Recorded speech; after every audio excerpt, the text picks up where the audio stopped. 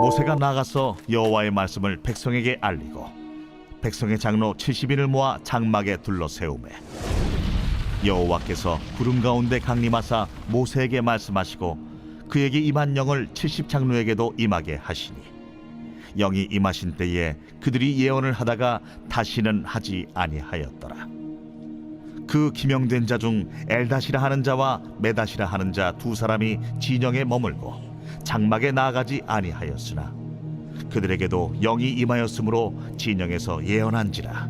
한 소년이 달려와서 모세에게 전하여 이르되 엘다가 메다시 진중에서 예언하나이다 하매 택한 자 중 한 사람 곧 모세를 섬기는 눈의 아들 여호수아가 말하여 이르되 내 주 모세여, 그들을 말리소서. 모세가 그에게 이르되 네가 나를 두고 시기하느냐? 여호와께서 그의 영을 그의 모든 백성에게 주사 다 선지자가 되게 하시기를 원하노라. 모세와 이스라엘 장로들이 진중으로 돌아왔더라. 바람이 여호와에게서 나와 바다에서부터 메추라기를 몰아 진영 곁 이쪽 저쪽 곧 진영 사방으로 각기 하루길 되는 지면 위 2규빗쯤에 내리게 한지라. 백성이 일어나 그날 종일 종야와 그 이튿날 종일토록 메추라기를 모으리. 적게 모은 자도 10호멜이라. 그들이 자기들을 위하여 진영 사면에 펴두었더라. 고기가 아직 이 사이에 있어 씹히기 전에 여호와께서 백성에게 대하여 진노하사 심히 큰 재앙으로 치셨으므로 그곳 이름을 기브롯 핫다아와라 불렀으니 욕심을 낸 백성을 거기 장사함이었더라. 백성이 기브롯 핫다아와에서 행진하여 하세롯에 이르러 거기 거하니라. 말씀을 하루를 여시는 사랑하는 천안침례교회 성도님들을 축복합니다. 우리 내의 속담 중에는 말에 관련된 속담이 참 많습니다. 가는 말이 고와야 오는 말이 곱다. 낱말은 새가 듣고 반말은 쥐가 듣는다. 말 한마디에 천냥빚도 갚는다. 참 신기한 것은 이 말에 대한 속담에는 항상 말을 조심히 또 신중히 해야 한다는 의미가 꼭 들어가 있습니다. 또 한 가지 이 말의 특징을 성경에서 찾아본다면 말을 통해서 이 마음속에 누가 살아계신지 알 수 있습니다. 우리 로마서 8장 6절 말씀 보겠습니다. 육신의 생각은 사망이요 영의 생각은 생명과 평안이니라. 아멘. 여기서 영의 생각에서 영은 하나님의 영을 의미합니다. 하나님의 영은 무엇인지 요한일서 4장 2절에 기록되어 있는데 제가 읽어드립니다. 이로써 너희가 하나님의 영을 알지니 곧 예수 그리스도께서 육체로 오신 것을 시인하는 영마다 하나님께 속한 것이요. 아멘. 하나님의 영은 압도하는 사랑입니다. 죽기까지 날 사랑하셨으며 죄에 허우적대고 있는 날 위해 이 낮은 곳까지 오신 그리스도 예수가 바로 하나님의 영입니다. 주님의 사랑은 죽음을 이길 정도로 너무 커서 압도될 수밖에 없습니다. 그래서 하나님의 영으로 살아가는 사람은 하나님께 속할 수밖에 없습니다. 하나님께 속한 사람은 하나님이 마음 안에 살아계십니다. 이는 이들이 말하는 말을 통해 알 수 있습니다.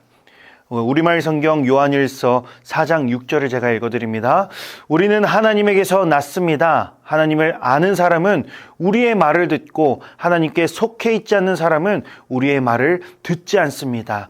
이것으로 우리는 진리의 영과 거짓된 영을 구별합니다. 아멘.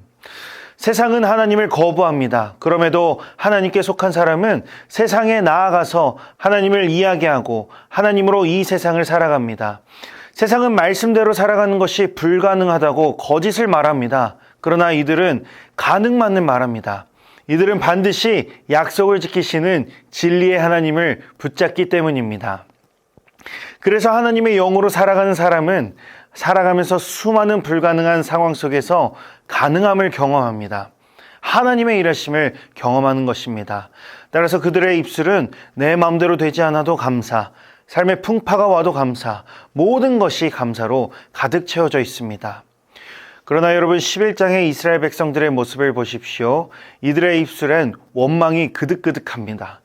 이들은 이미 하나님께 만나를 공급받고 있습니다. 그러나 한 사람이 한숨 쉬며 이야기합니다. 고기를 먹어본 적이 언제인가?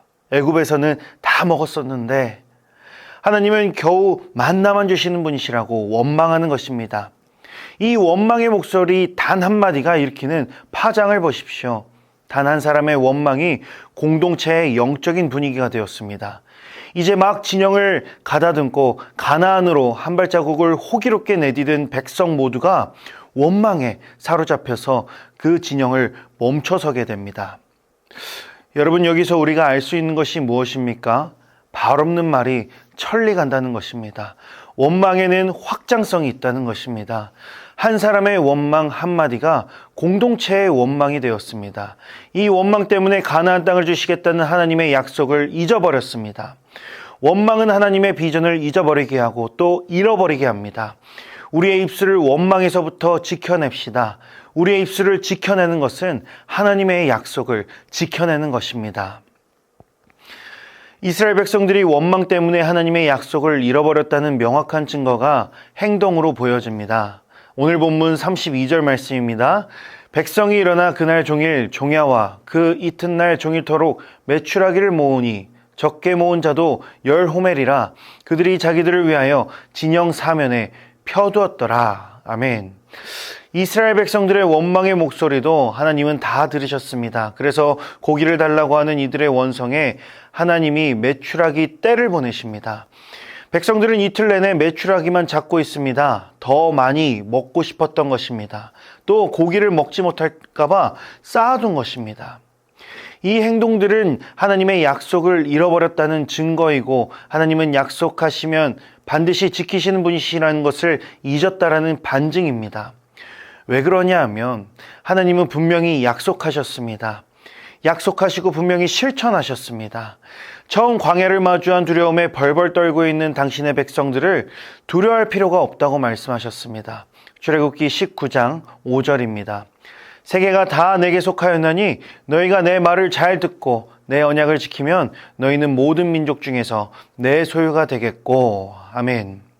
내 언약을 지키면 너희는 모든 민족 중에서 내 소유가 되리라. 하나님의 말씀에 순종하는 것은 하나님께 속하는 인생이 되는 것입니다. 하나님의 소유가 될 때 하나님께서 끝까지 책임지십니다.